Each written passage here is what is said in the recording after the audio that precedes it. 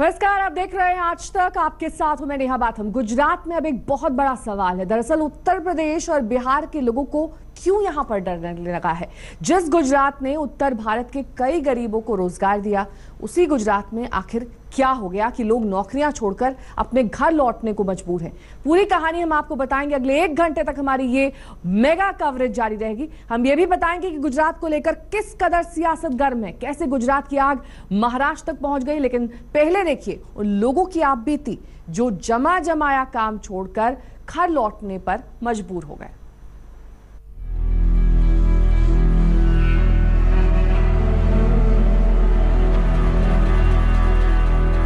यहाँ पर धमकी दी जा रही है और कुल बता रहे हैं कि मार देंगे, ये कर देंगे, वो कर। बोला सीधा से तुम लोग रूम खाली करके चले जाओ। मारने की धमकी दे रहे हैं। भैया जी मेरा गुजरात छोड़ के जाइए। कुछ दिन तो गुजारो गुजरात में।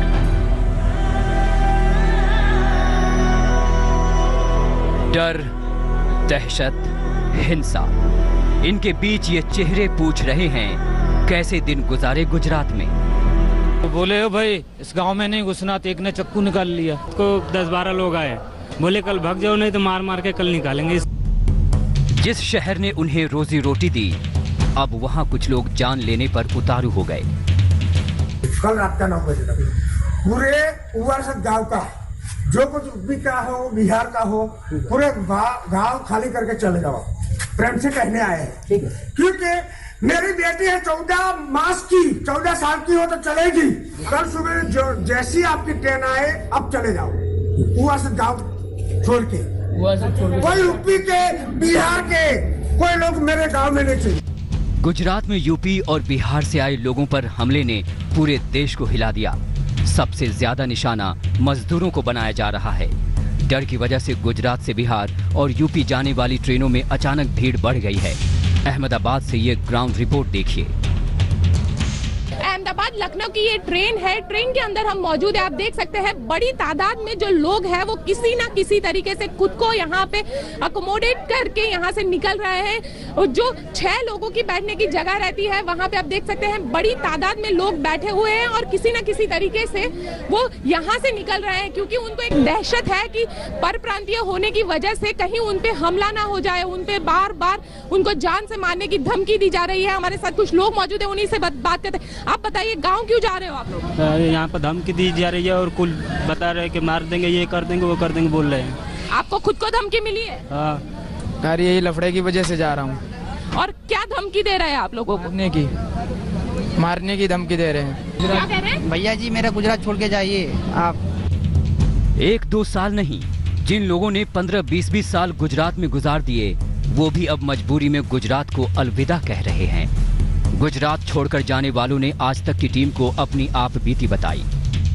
देख सकते हैं कि जो अहमदाबाद लखनऊ ट्रेन है वो रेलवे स्टेशन पर आ चुकी है और बड़ी तादाद में जो लोग हैं वो यहाँ पर आ गए हैं। वो चाहते हैं कि वो अपने अपने घर चले जाए ताकि वो सुरक्षित रहे, किसी भी तरीके का कोई हादसा उनके साथ ना आ जाए। उनके साथ अपने छोटे छोटे बच्चों को भी वो यहाँ से लेकर जा रहे हैं ताकि कहीं ना कहीं उनको एक डर सता रहा है, एक दहशत है उनके दिलों के अंदर। हम जा रहे हैं अम्बेडकर नगर फैजाबाद। तो हम लोग जहाँ कंपनी में काम करते थे तो वहाँ पे कल रात को 10-12 लोग आए, बोले कल भाग जाओ नहीं तो मार मार के कल निकालेंगे। कल मुझे धमकी दी कि यहाँ से निकल जाओ नहीं काट के ट्रेन में रख देंगे, तो डर की वजह से चले जाएंगे। जो लोग हिंसा का शिकार हो रहे हैं उन्हें समझ नहीं आ रहा है कि उनका क्या कसूर है। साबरकांठा में 14 महीने की बच्ची से रेप के बाद उपद्रवी यूपी और बिहार के लोगों पर गुस्सा उतार रहे हैं, वो भी महज इसलिए क्योंकि रेप का आरोपी बिहार से था। रेप की वजह से हुआ है, उसी को गलती देना चाहिए, जिसको किया है उसी को मारना चाहिए। सबको क्यों सजा दे रहे हैं? गुजरात छोड़कर जाने वालों का कहना है कि उन्हें 10 अक्टूबर तक यहां से जाने की धमकियां मिल रही हैं। लोगों का सामान छीना जा रहा है, उससे पैसे वसूले जा रहे हैं। गुजरात से पटना आने वाली ट्रेन से ये ग्राउंड रिपोर्ट देखिए। गुजरात के हिंसा का असर अब बिहार में भी दिखने लगा है।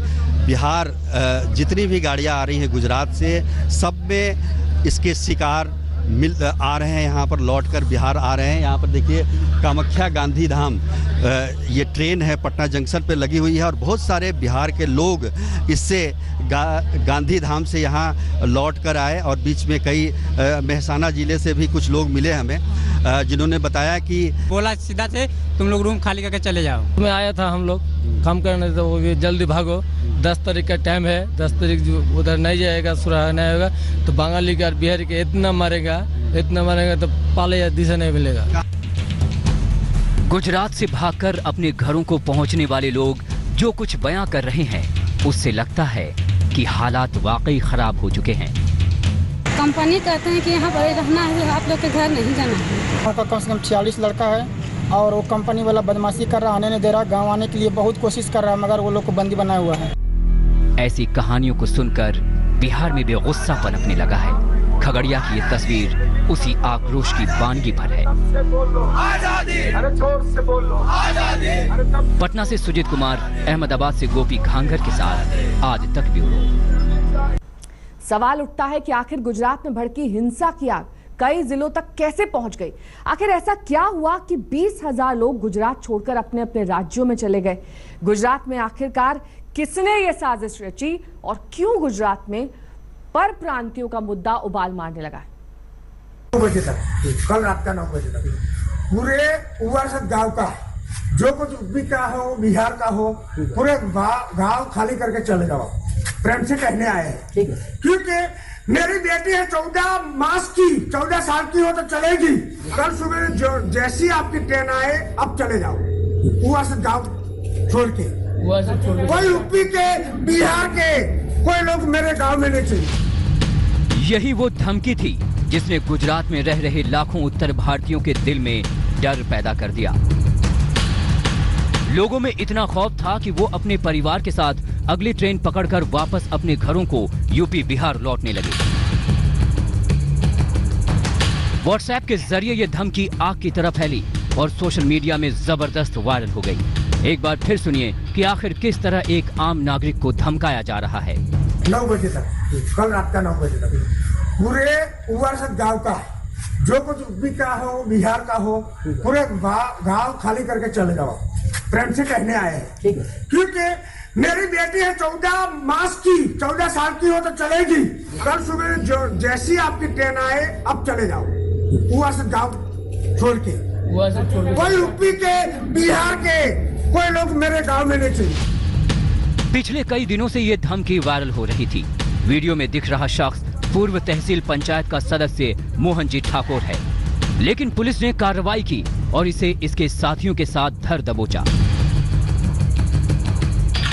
तो उसकी तहकीकात पे जाके हमने फिर कल रात को हमने एफआईआर लॉन्च की है आईपीसी सेक्शन के तहत और आईटी एक्ट के तहत, और उसमें आइडेंटिफाई करके हमने 5 जो एक्यूज थे, including the main accused Mohan ji Baba ji Thakur, जो धमकी देते दिखाई दे रहा है, तो सबके हमने 5 जनों की अरेस्ट किया है। दरअसल गुजरात में ये आग तब लगी जब पिछले महीने 28 सितंबर को एक 14 महीने की बच्ची से बलात्कार का मामला सामने आया। इसमें पुलिस ने एक्शन लेते हुए बिहार के रहने वाले रविंद्र साहू नाम के आरोपी को गिरफ्तार किया। इसके बाद उत्तर भारतीयों के खिलाफ पूरे गुजरात में गुस्सा फूट पड़ा। आपको मालूम होगा पूरे गुजरात में समा गया है। अलग अलग शहरों से हिंसा की खबरें आने लगी और यूपी बिहार के लोगों ने गुजरात को छोड़ना शुरू कर दिया। पुलिस अब ये छानबीन कर रही है कि आखिर सोशल मीडिया में धमकी वाला ये वीडियो किस तरह फैला और इसके पीछे कौन कौन लोग शामिल हैं। इस बीच गुजरात में गृह मंत्री प्रदीप सिंह जडेजा और डीजीपी शिवानंद झा ने हाई लेवल मीटिंग की। इस मीटिंग में ये तय किया गया कि आखिर किस तरह उत्तर भारतीयों को गुजरात छोड़ने से रोका जाए और कानून व्यवस्था कायम की जाए। कुछ मुट्ठी भर तत्वों ने हमारे गुजरात की शांति, सलामती, सुरक्षा के सामने ऐसे प्रयास किए हैं। हमने, पूरी राज्य सरकार ने, गृह विभाग ने, पुलिस तंत्र ने, ये सभी लोगों को हम आश्वस्त कराना चाहते हैं कि आप गुजरात के अंदर ही रहें। आपकी शांति, सलामती, सुरक्षा हमारा कर्तव्य है, हमारी फर्ज है। जनरल इंस्ट्रक्शंस जो हमने पहले दी थी पहले बात की है पेट्रोलिंग रखने का, एरिया में विजिट्स करने का, दूसरा नहीं बने उसके लिए अगर जरूर पड़े तो वहां भी प्रिवेंटिव एक्शन लेने के लिए। गुजरात में अब तक किसी भी तरह की हिंसा रोकने के लिए बड़े पैमाने पर एक्शन लिया जा रहा है। उत्तर भारतीयों पर हमले को लेकर अब तक 56 एफआईआर दर्ज की जा चुकी हैं। 431 संदिग्धों को गिरफ्तार किया जा चुका है। प्रभावित क्षेत्रों के लिए हेल्पलाइन नंबर जारी किया गया है। गैर गुजरातियों की सुरक्षा में स्टेट रिजर्व पुलिस की 17 कंपनियां तैनात हैं। फैक्ट्रियों और गैर गुजराती बहुल इलाकों में भी सुरक्षा बढ़ाई गई है। अनुमान के मुताबिक 20,000 लोग गुजरात छोड़कर जा चुके हैं। उत्तर भारतीयों के खिलाफ हिंसा को लेकर 3 राज्यों के मुख्यमंत्री भी सामने आए और लोगों से अपील की कि वो गुजरात न छोड़ें, सरकार उन्हें पूरी सुरक्षा देगी। गुजरात में परिस्थिति काबू में है। पिछले 48 घंटे में कोई घटना नहीं घटी है। सभी को सुरक्षा अच्छी तरह से दी जा गई है। जिन लोगों के पास आज के दिन पर कोई इश्यू नहीं बचा हुआ है, वे इस प्रकार की घटनाओं को, छोटे छोटे मामलों को तोल देकर के अनावश्यक माहौल खराब करने का प्रयास कर रहे हैं। ये हमारी बात हुई है गुजरात के मुख्यमंत्री जी से और वहाँ के चीफ सेक्रेटरी से, और हमारे चीफ सेक्रेटरी, डीजीपी सब लोग संपर्क में हैं। हम सबसे यही आग्रह करेंगे कि जिसने कोई पहले गलती की है, अपराध किया है, उसको तो निश्चित रूप से दंड मिलना चाहिए और उस पर पूरी सख्त कार्रवाई होनी चाहिए। 3 राज्यों के मुख्यमंत्री लगातार एक दूसरे से फोन पर बात कर रहे हैं। गुजरात में रहने वाले लाखों उत्तर भारतीयों की सुरक्षा को लेकर लगातार अपडेट ले रहे हैं। दोषियों के खिलाफ एक्शन लेने की बात की जा रही है। जिस तरह से गुजरात के 7 जिलों में हिंसा का असर देखने को मिला है, उससे गुजरात का पूरा पुलिसिया सिस्टम अलर्ट पर है और किसी भी तरह की अनहोनी को रोकने के लिए प्रयास किए जा रहे हैं। अहमदाबाद से गोपी घांगर और वशिष्ठ शुक्ला के साथ आज तक ब्यूरो। बिहार और यूपी के लोगों के खिलाफ गुजरात में भड़की नफरत की भावना के लिए कांग्रेस विधायक अल्पेश ठाकुर को कसूरवार ठहराया जा रहा है। हालांकि अल्पेश मीडिया में सफाई दे चुके हैं, लेकिन उन पर सियासी हमले अब भी जारी हैं। आखिर अल्पेश क्यों है निशाने पर? डिप्लोमा मैकेनिकल इंजीनियरो અને જે કંપનીઓને જરૂર છે એ તમામ લાયકા તમે ધરાઈએ છીએ, તેમ છતાં અમને એવું કહેવામાં આવે છે કે કાળી મજૂરી તબકડા ઉચકવા હોય તો આવો, આ ઓફિસ પર તમારા માટે કોઈ નોકરી નથી। સાહેબ કાળી મજૂરી માંગવા ગયા તો એને પણ એવું કહેવામાં આવ્યું કે તમે તો સુસ્ત છો, તમે કામ નહીં કરી શકો, અમે બહારથી લઈ જઈએ। अल्पेश ठाकुर का ये बयान गुजरात के मोहसाणा में 7 सितंबर का है।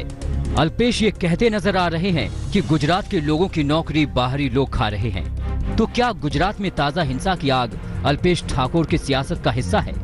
ये सवाल इसलिए भी क्योंकि आरोप लग रहे हैं कि गुजरात के क्षेत्रीय ठाकुर सेना ही यूपी और बिहार के लोगों को निशाना बना रही है। उसके कुछ सदस्यों को गिरफ्तार किया गया है। कुछ एफआईआर में ठाकुर सेना का भी नाम है, जिसके संस्थापक अल्पेश ठाकुर हैं। हालांकि मीडिया के सामने अल्पेश ठाकुर गुजरात में उत्तर भारतीयों को निशाना बनाए जाने का विरोध करते नजर आए। कहा कि उनके समाज के लोगों को इसमें फंसाया जा रहा है। लड़ाई एमनी सामे छे, પોતાનો પેટનો ખાધો પૂરો માટે મજૂરી કરવા માટે આવતો કોઈ ગરીબ એને પર ક્યારે રંજાડવો નહીં, તે મર્દાનગીના આપણા ગુણ ના હોઈ શકે। दरअसल अल्पेश को हाल ही में कांग्रेस ने बिहार का सह प्रभारी बनाया है और गुजरात में बिहार के लोगों को ही निशाना बनाया जा रहा है। आरोप अल्पेश के समाज से जुड़े संगठन पर है, यानी अल्पेश सियासत और समाज के बीच फंसे हैं। ये तो देश से माफी राहुल को मांगना चाहिए और बताएं कि वो अल्पेश है कौन। ये सारे करतूत के पीछे कांग्रेस है, राहुल गांधी है। अल्पेश ठाकुर ने बहुत क्लियरली, मैं कल उनका बयान सुन रहा था, उन्होंने कहा है कि ये काम हमने बिल्कुल नहीं किया। हमने ये सिर्फ कहा है कि जो दोषी है उनके खिलाफ कुछ कार्रवाई होनी चाहिए, लेकिन कभी भी पर प्रांतीय सारे लोगों को लक्ष्य बना के, टारगेट बना के उनके खिलाफ ऐसी साजिश करने की उन्होंने कोई बात नहीं की। बिहार कांग्रेस के प्रभारी शक्ति सिंह गोहिल भी गुजरात से आते हैं। ऐसे में अल्पेश पर लगे आरोपों से कांग्रेस को बिहार में नुकसान उठाना पड़ सकता है।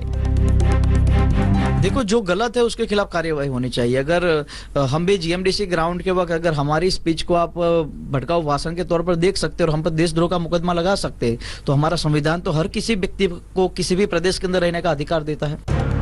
2016 में गुजरात में अल्पेश पिछड़े वर्ग के बड़े नेता के रूप में उभरे थे। गुजरात में ओबीसी की आबादी 40% के करीब है। इनमें ठाकोर की तादाद 20 से 22% है। जुलाई 2017 में कर्ज माफी के लिए सड़कों पर दूध बिखेर कर अल्पेश ने बड़ा आंदोलन खड़ा किया था।